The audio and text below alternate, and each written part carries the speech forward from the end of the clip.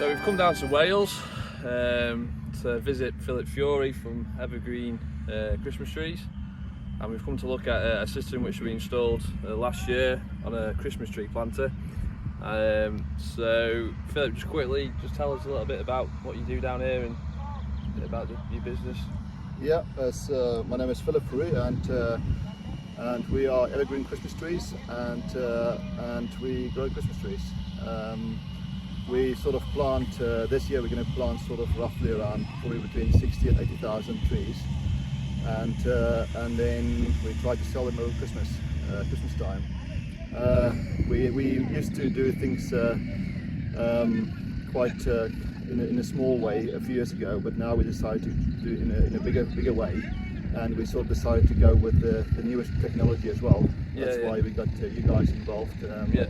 To come and to show us what we can achieve with new technology, really. Yeah. So did you see the technology before talking to ourselves, or did you see the Green Star capabilities, or was it... I saw a bit of it, yeah. But not a huge amount, no. And I wasn't.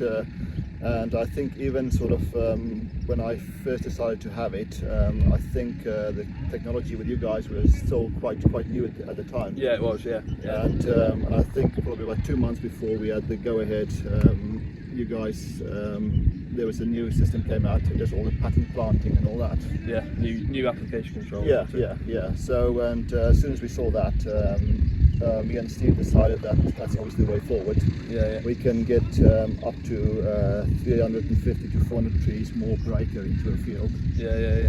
Which is obviously a lot of trees over the whole farm. Yeah. And so we gone for that, and we had it installed just before this time last year. This is our second year planting with it, and as you probably can see around us, it is pretty good. So everything is planted on the square, and is as we wanted it. So the system sets up. So what's the gap between the trees you're running on? Yeah. So the sort of well, everything is 1.25 square. Right. That means we can potentially, if we want to use a mower, we can potentially mow both directions. Yeah. And that also gives the option of not having to put chemical down if we don't want to. Yeah, well, pesticides is quite a big pesticides, topic. Yeah. And also gives us the tree the ultimate growing area, so they don't touch the other one next to each other. So it does sort of, in the past with our previous plant, everything was done a lot different, and not all the trees were 1.2 apart. And they sort of, when they get to sort of 6-7 foot tall, they grow into each other, and they sort of spoil, and you can't do nothing with them. So at least because it's such a big investment and it takes so long to grow a Christmas tree, at least you know when you're starting off it's going to be right. And give it the best chance you can give it. So your tractor, you see behind you there now, that was not auto steer ready, was it? That wasn't auto track, so we added the hydraulic steer to it. When we bought the tractor, we didn't think we'll ever be buying GPS planting, and I think it was only 1 year later we sort of talked to you guys, and then we had to have our tractor auto steer ready.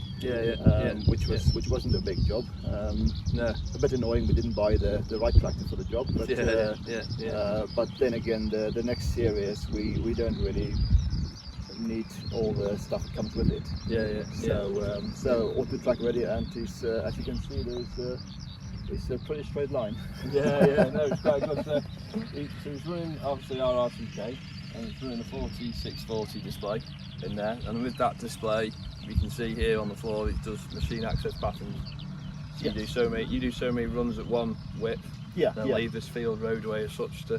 So at the moment we do 14 lines, and then we have a 3.5 meter gap, just for the tractors and for the sprayers to go through and do all the spraying, and we would like to go bigger blocks, but because where we are, nothing is flat.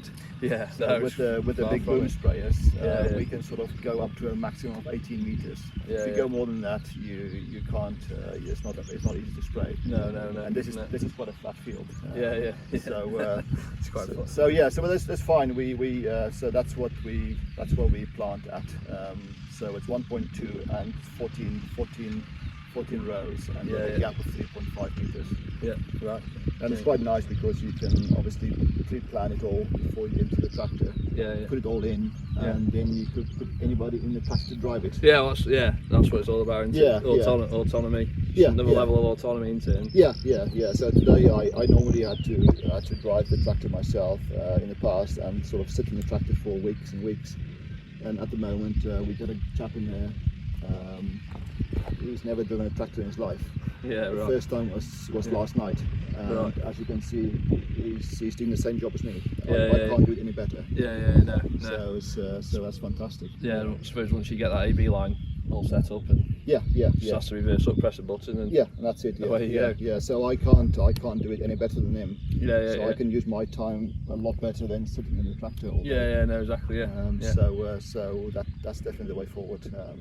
So it's an e-Gidal planter, and the system basically sends them a message for the hydraulic mechanism to trip every, obviously, 1.25 meters. That's right. You'll probably have to ask Carl more about that. So Carl's been dealing with you most, hasn't he? And he's sort of installed it all, and he's looked after you from day dot. So it's all working fine, all working good. But Gidal planter. And we had this one custom made for us. Sometimes they would plant 2 rows at a time, but we felt because some of our seeds feel so steep, when it does get wet, we get a better chance of keep planting in the wet. If you only plant 1 row at a time. So the 1 row planters came with 1 seat, so we had another seat put on. Right. So we actually got 2 guys feeding the same planter. So that speeds things up a bit as well. So you're not too far off from the same speed as you would be with the double row planter. And we got less maintenance, and we can plant when it's a bit wetter as well. On the steep ground. So that works pretty well. Grand, and also JD, do you use the JD Link?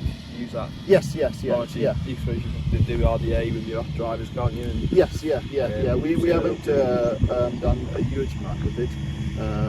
I was after Carl was been there last time. I think this year we'll start getting into it and start uploading the maps, and all the maps are on. It's just a case of doing all the work onto the systems as well. And is there any other things you like from the system that it doesn't offer at the minute, or it'd be nice to see every plot of each tree? That's right. Like as you said, Operation Centre. Hopefully, eventually, we'll be able to see where every tree is on the screen. And that'll give us the option of before you order trees, you can put your boundaries on your field, and then you'll be able to tell.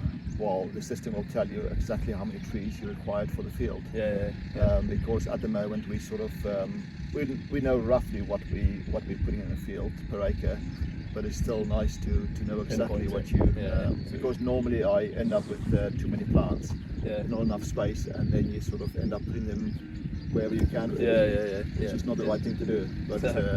But at the moment, with it is a lot more accurate. We know a lot more.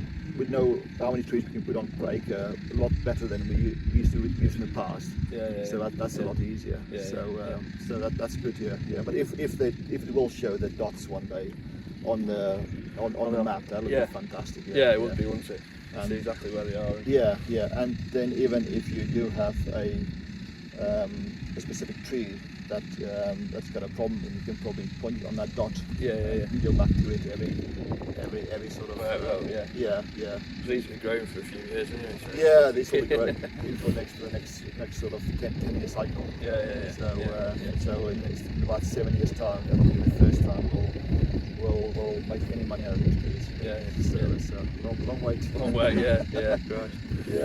So. Cool. Well, thanks for your time, Philip. No it's problem good to come and see how you're getting on with it all. And no problem. Thanks for all the support, and it's been good. And, hopefully we'll see a few more of these systems about. No, it'll be good, won't it? That'll be good. Good. Cheers, thanks. you.